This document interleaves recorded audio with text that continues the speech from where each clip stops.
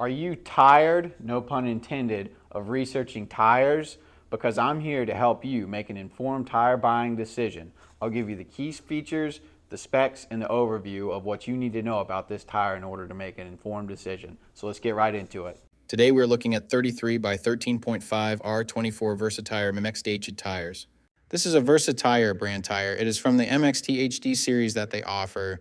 This tire has a performance designation of mud terrain passenger light truck and SUV tire. This tire has a 10-ply construction. I will go over what that means in just a moment. Some of the manufacturer listed features of this tire include staircase grooves for improved puncture resistance, wide track for even wear, comfort, and smooth handling, optimized directional tread design for low noise and wear resistance for longevity, stone ejectors in a star pattern for added sidewall protection, V-crest side biters for additional traction in off-road situations, 3-ply sidewall. So to start, we will look at the tire size.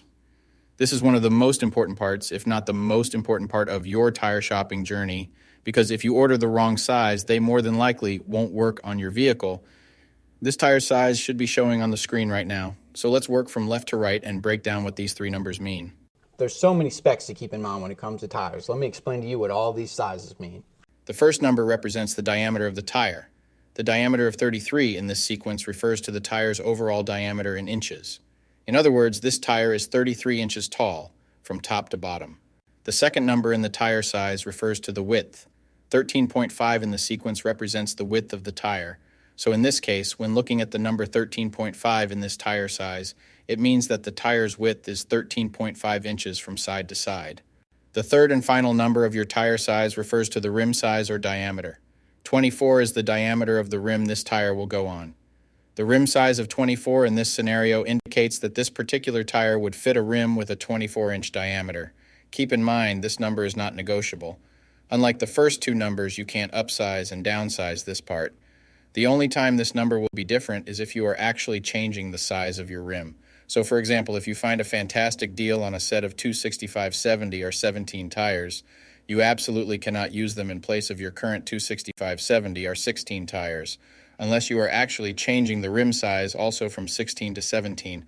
Now, let's get into the other important info on a tire.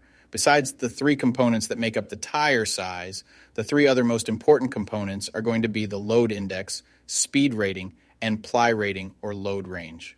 But wait, it doesn't make sense. What do these numbers actually mean? Let me explain that to you right now. So this is where it gets a little more tricky.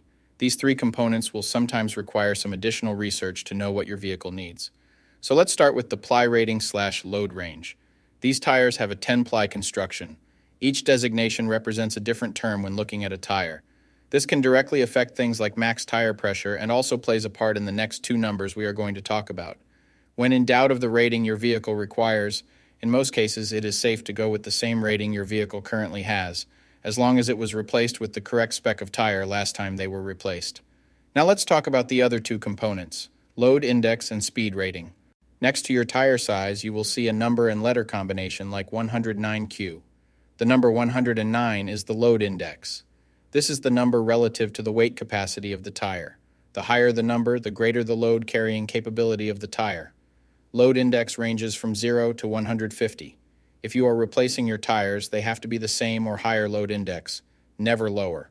For example, if your current load index is 109, a tire of the same size with a load index of 112 would work for you, but not a tire of the same size with a load index of 106. If you replace your tires and the new ones have a lower load index, the tire has a higher likelihood of bubbling and eventually blowing out. So make sure you pay attention to this when buying your set. So for the tire we are looking at today, the load index of 109 represents a weight capacity of 2271 pounds.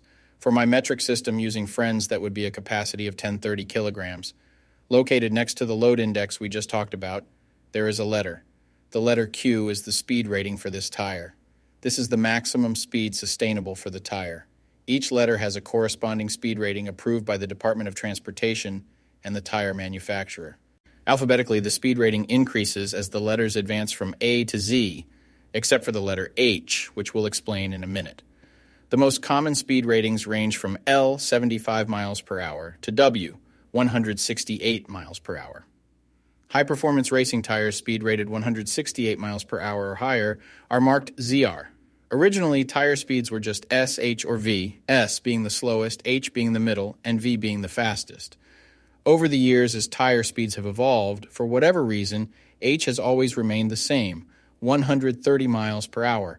When Z-speed rated tires were first introduced, they were thought to reflect the highest tire speed rating that would ever be required, in excess of 240 kilometers per hour or 149 miles per hour. While Z-speed rated tires are capable of speeds in excess of 149 miles per hour, how far above 149 miles per hour was not identified. That ultimately caused the automotive industry to add W and Y speed ratings to identify the tires that meet the needs of vehicles that have extremely high top speed capabilities. So the speed rating of Q in the case of this tire means that this tire is rated for speeds of 99 miles per hour or 160 kilometers per hour.